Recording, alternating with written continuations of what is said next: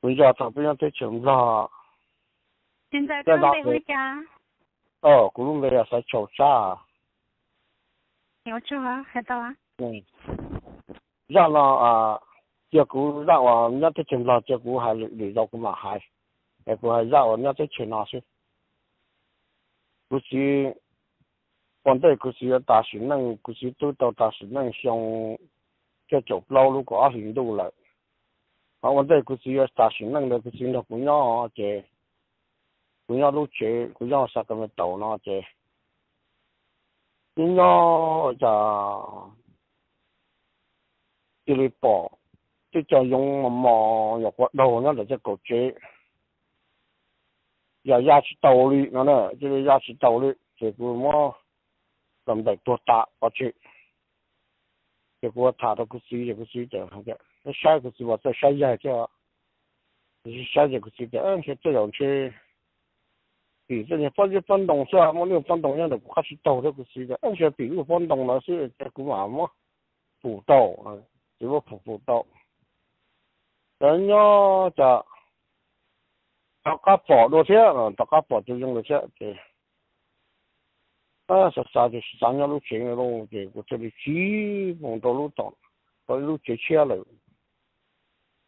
也不人家在一上大过去到就跑掉，也。这么些道路就下飞机啊，这边就基本上都路接圈的，应该在这保证都家样的对，那边都是我去路去跑，那去路我就在这保证都家用我那去，我家人坐的来是喏，有样都那边路的，你都家用我那去坐的好孬的。啥子这么有保证？我们到底劳动如何那个是这，这个是下到这个是，各路节目为我输了，结果嘛我才能大为啥输那些，这个是我才能打到这，不容易去到了这，人家到印度这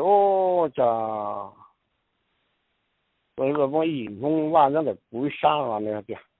我讲的有种人呀，欧这那就我查估计讲那嘛，我讲欧嘛，当军中的个判战嘛，中国人的保一做大区上的那个当军中的是假那样，这个去包的这样都，我这大家呢这个骑马路，骑马是真啊，弄得被那冲这边。那个联通的个是用这种把所有去说去发这有个去包的，你妈这个去海这样，你被那可能个人才有时也被那冲动的，被那冲动的程度这，那个是了这对在不了这，都不说啥的怎么样的。不了嘛，他话这个去不个分享的到那，他来路的搞程度呢，我闹呢，嘛这个是的他去比我在国内到这个嘛老那这，不是个规矩个是的，个呢，如果你公用公路这样去用那些，像这个马那样。个是这个，我真的喜欢去问咯，让你因为做这那些，然后个这老啊，这老人家也考这样子，我直接是路了，结果呢，最后到原来做生意这个做套业嘛，这些比如这些这些地方去问哦，也要绕要找鱼，绕要找锅，要去煮的，就是嘛，要么找鱼，但是。到处到这地找鱼，到处找鱼的啊呀，我一起这风景梦里咯，这还路到这去包堆里咯，可是嘛，一忙到肉啊，可是忙到肉子还的，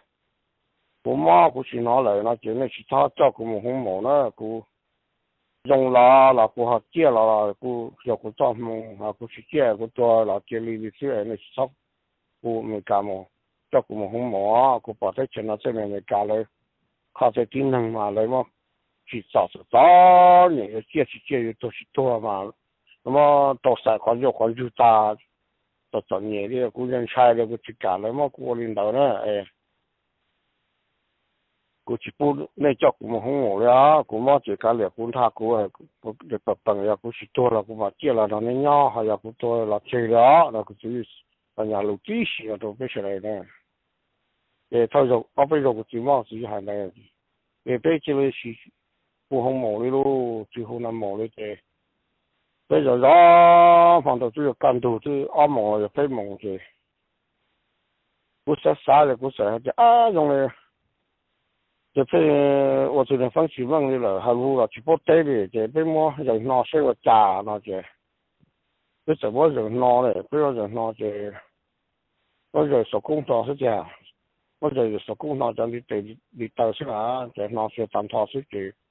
这个货车这大水无过的哦，有过的要做毛水大水的啦，这个货车多比重的，就是些多套大水的哦。mà cụ thả đó này ít chủng cái chuyện này xa thì cái chiến năng cái ít chiến năng từ giờ mua ít từ giờ nó chỉ có nó sử dụng mà như chủ mua ít còn bỏ ít còn hết có sẽ là bỏ chết bao cụ thả là những cái này cho nên họ mua là chuyện này họ thả rồi cụ ra đăng là sầu là sẽ cho đó này